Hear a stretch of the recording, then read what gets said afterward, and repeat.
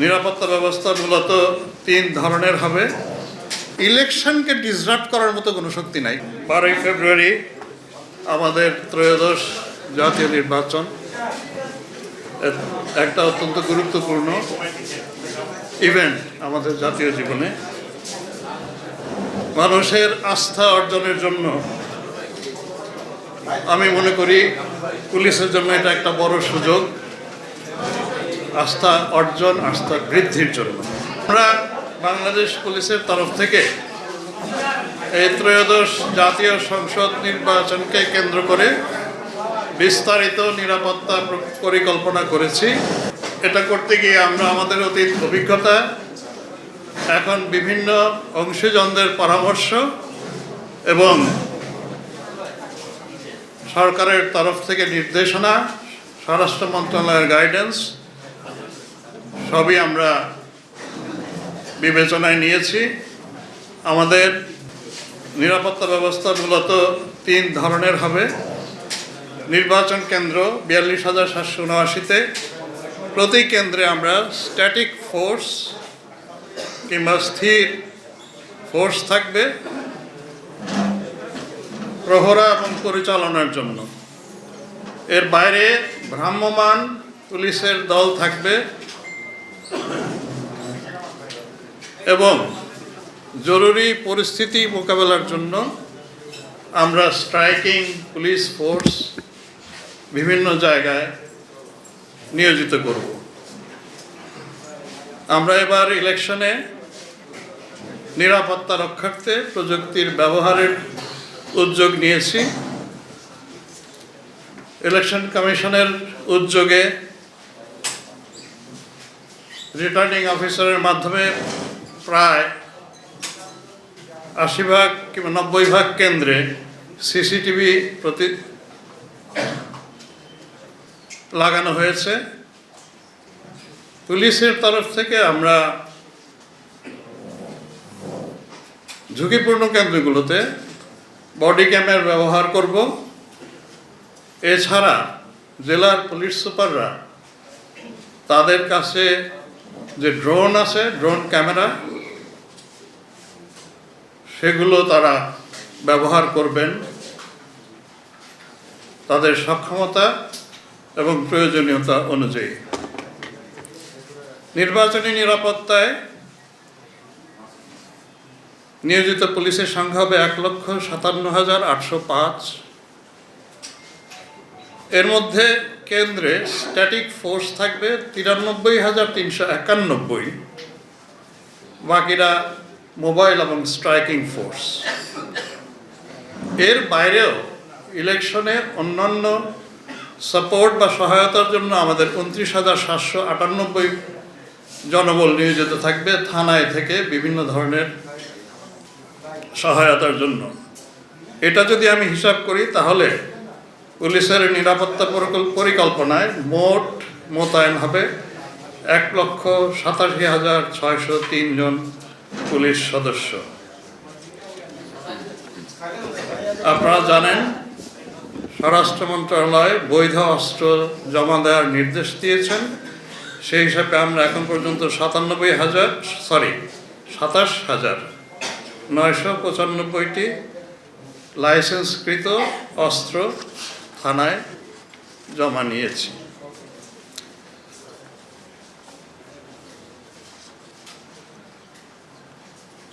এই নির্বাচনে নিরাপত্তা রক্ষায় পুলিশ ছাড়াও আমাদের সশস্ত্র বাহিনী, বিজিবি এবং সর্বোপরি আনসার সবার অংশগ্রহণ রয়েছে। সবচাইতে বড় সংখ্যায় নির্বাচনের নিরাপত্তায় নিয়োজিত বাহিনী হচ্ছে আনসার, তাদের সংখ্যা প্রায় 6 লক্ষ।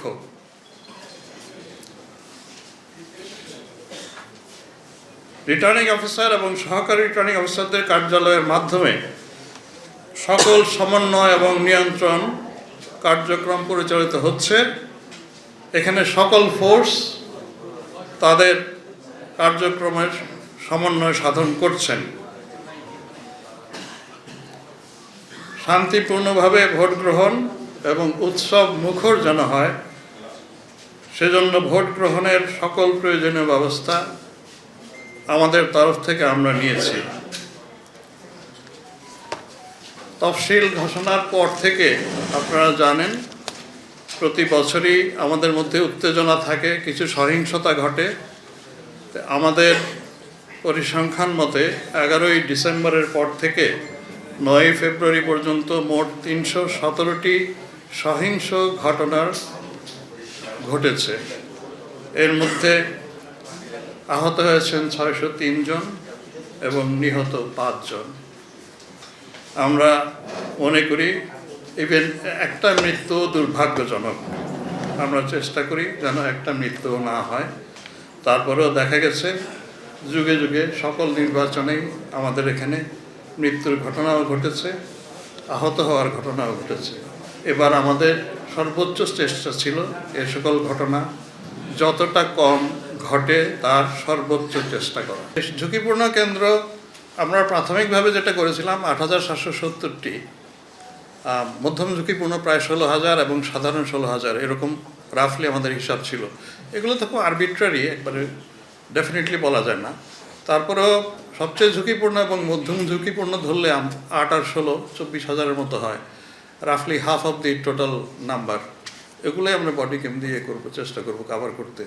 এখন আপনি যে আনফর্চুনেট ঘটনাটার কথা বললেন, আসলে একটা পুলিশ আপনারা জানেন একটা ফোর্স, মানে এই ফোর্সটা তো সেই আমাদের পুরনো ফোর্সই। আমরা তো শুধুমাত্র যারা মানবতা বিরোধী অপরাধ করেছে, যেগুলো তদন্তে এসছে, সেরকম অফিসার এবং ফোর্সদেরকে আমরা বিচারের জন্য পাঠিয়েছি। কিন্তু বাই অ্যান্ড লার্জ আমাদের পুরনো ফোর্সটাই রয়ে গেছে। আমাদের চেষ্টা ছিল গত 1 বছরে তাদেরকে রিট্রেন করা।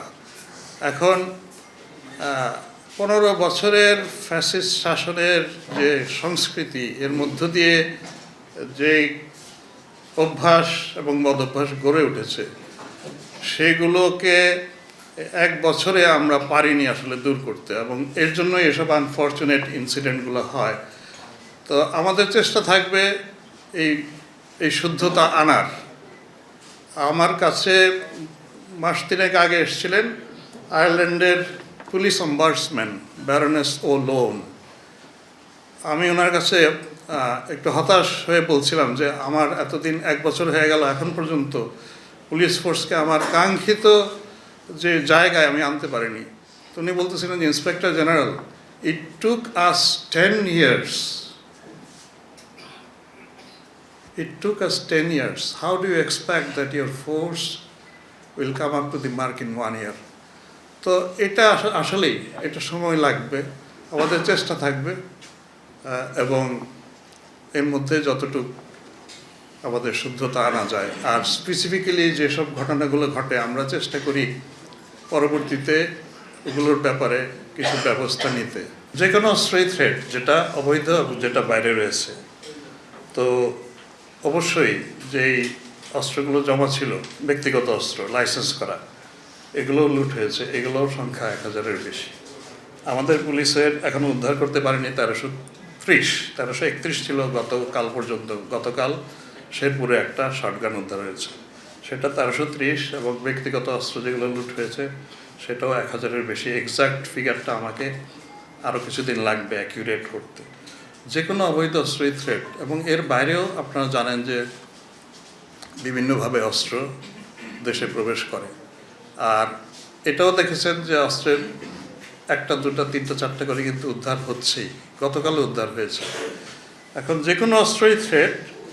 এখন সেগুলো মোকাবেলার জন্য আমরা এইবার মনে হয় একটা প্রায় ফুলপ্রুফ একটা ব্যবস্থা রেখেছি। কেন্দ্রের ফোর্স, পুলিশ, আনসার ছাড়াও সেনাবাহিনী নিয়োজিত হবে 1 লক্ষ। Never ever it happened in any of our elections. 1 লক্ষ সেনাবাহিনীর, এবং তারা ইন্টেন্সিভ মোবাইল পেট্রোলিংয়ে থাকবে।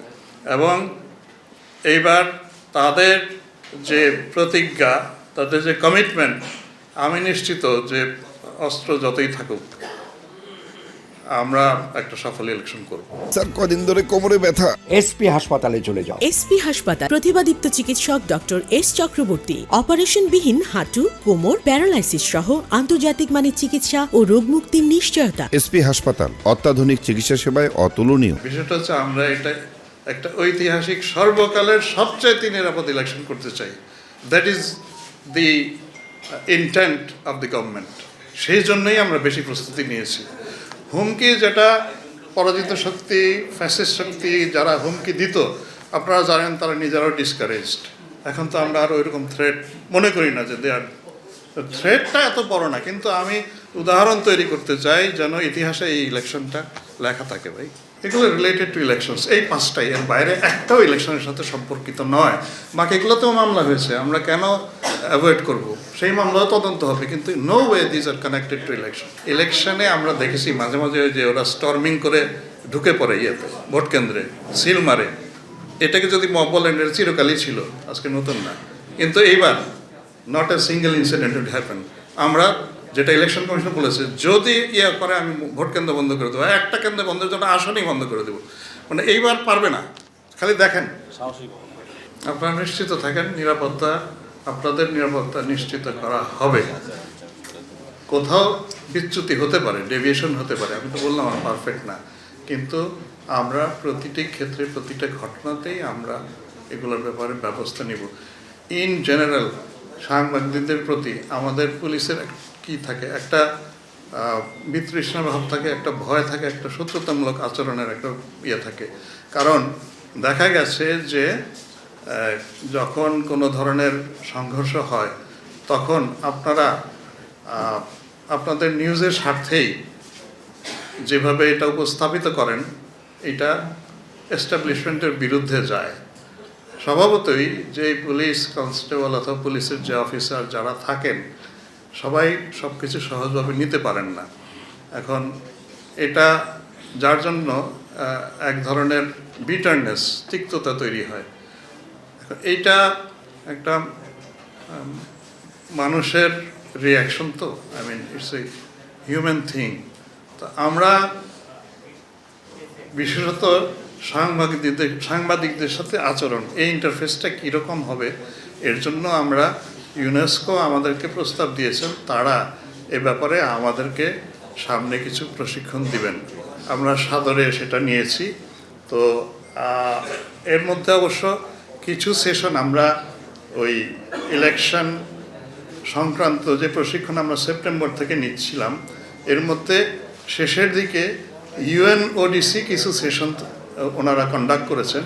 সেটাতে how to deal situations and how to facilitate journalist doing their work, এর উপরেও তারা কিছু সেশন নিয়েছেন। তা আমরা শুরু করেছি এইগুলোতে আমরা স্বশিক্ষিত হতে, প্রশিক্ষিত হতে। সামনে হয়তো আমরা আরও শুদ্ধ হতে পারবো আর কি। পুলিশ সংস্কার এটা তো একটা চলমান প্রক্রিয়া। আমরা সেই 2006-07 থেকে আমরা চাচ্ছিলাম যে পুলিশের ফাংশনাল অটোনমিটা দেওয়া হোক। পুলিশ অন্তত কাজ করার সময় যেন সরকার কিংবা রাজনৈতিক দলের তরফ থেকে কোনো নির্দেশনা না পায়, মামলা তদন্তের সময়, অ্যারেস্টের সময়, সার্চের সময়, সিজারের সময়। সেটা আমরা পাইনি, এখনও পাইনি। এইবার যে পুলিশ কমিশন যেটা হয়েছে, সেটাতেও এটা নাই। এবং আরেকটা জিনিস আমরা চেয়েছিলাম যে রাজনৈতিক প্রভাব কিন্তু ওই যে প্রমোশন, পদায়ন, এগুলোর মাধ্যমেও হয়। তা এইটা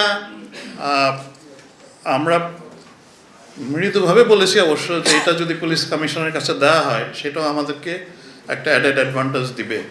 তো সেটাও আমরা আসলে এখনও পাইনি।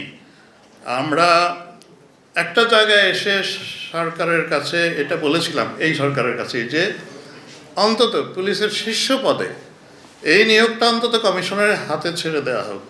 আই মিন, তারা সুপারিশ করবে, তাদের সুপারিশের ভিত্তিতে সরকার একজনকে নিয়োগ দেবে, তারা 3 জনকে সুপারিশ করবে। সেইটাও আসলে মানে অন্তর্বর্তীকালীন সরকার যে কমিশন অধ্যাদেশটা করেছেন, সেইটাও ওইভাবে ওটা রিফ্লেক্টেড হয়নি। ওখানে বলা আছে 3 জনকে সুপারিশ করবেন, এই পর্যন্তই। এই সুপারিশ গ্রহণ যে বাধ্যতামূলক, তা বলা হয়নি। তার মানে আসলে পুলিশ সংস্কারের যে উদ্যোগটা আমরা পুলিশের ভেতর থেকে আমরা দাবি করে এসেছি, সেই আপনার 2006 থেকে ওই জায়গাটায় আমরা এখনো যেতে পারিনি। আমার মনে হয় যে সমাজের ভিতর থেকে এই দাবিটা ওঠা উচিত।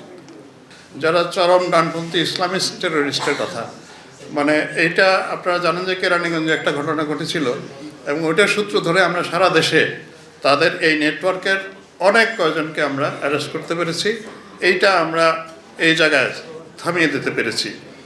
এখন এর বাইরে আপনি যেটা বললেন যে 3000 না কত অপরাধীর কথা বললেন, 3000 অপরাধী এবং 352 জন শুটারের তালিকা এটা আমি জানি না এক্স্যাক্টলি কার তালিকা এটা।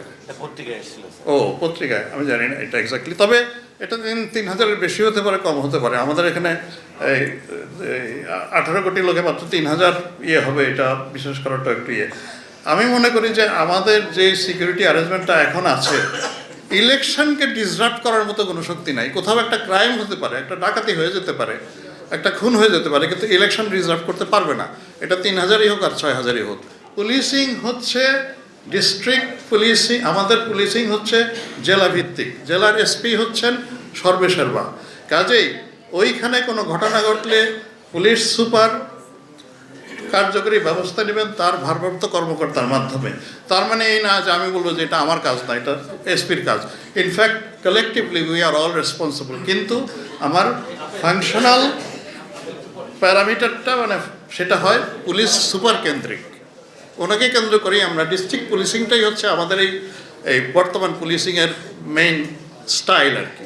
আর রাজনৈতিক পরিচয়, এখন যিনি অপরাধ করেন আলটিমেটলি আমার কাছে তো সে অপরাধী, হয়তো তার একটা রাজনৈতিক পরিচয় আছে। এখন আমি যদি রাজনৈতিক পরিচয়টাই বলি তাহলে তো এই দায়ভাগটা রাজনৈতিক দলের উপরে চলে যায়। পুরো ওই দলে হয়তো লক্ষ লক্ষ লোক আছে, পুরো লক্ষ লক্ষ লোকই কি দায়ী তা নয়। কিন্তু আপনারা তো জানেন যে হি বিলংস টু হুইচ পার্টি।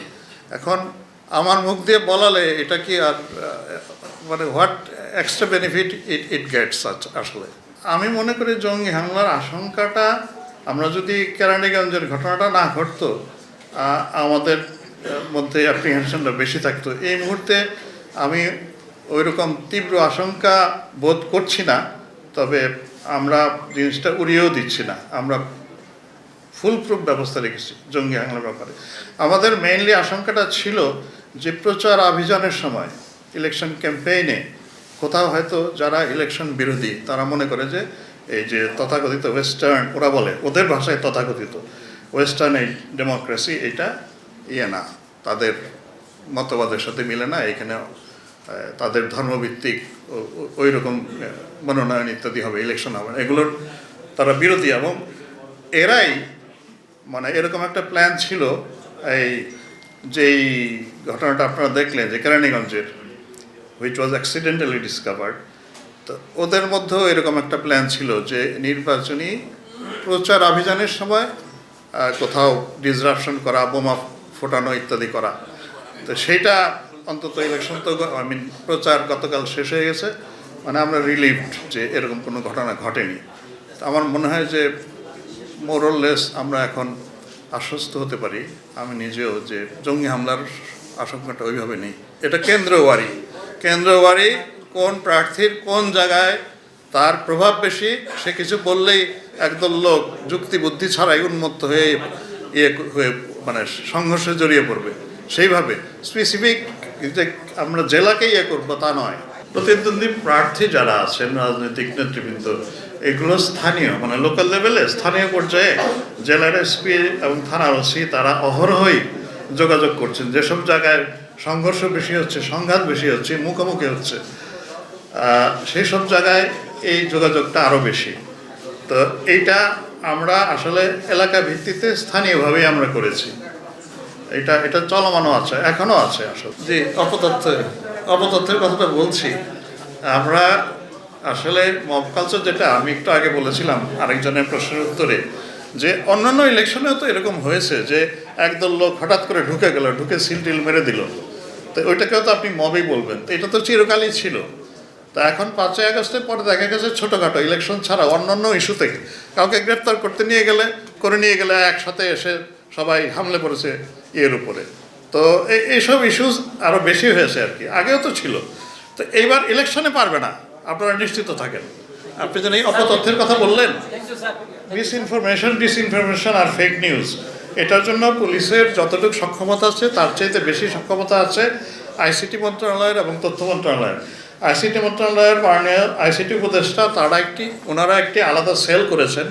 আপনারা জানেন ওনারা মেটার সাথেও যোগাযোগ করেছেন, কথা বলেছেন, এবং নর্মালি আমরা এই অফেন্সিভ পোস্ট এগুলো টেক ডাউন করার জন্য যখন মেটাকে অ্যাপ্রোচ করি, আমরা দেখেছি যে 30-40% বেশি এন্টারটেইন ওনারা করে না, ওনাদের যে স্ট্যান্ডার্ড ওর সাথে মিলে না বলে।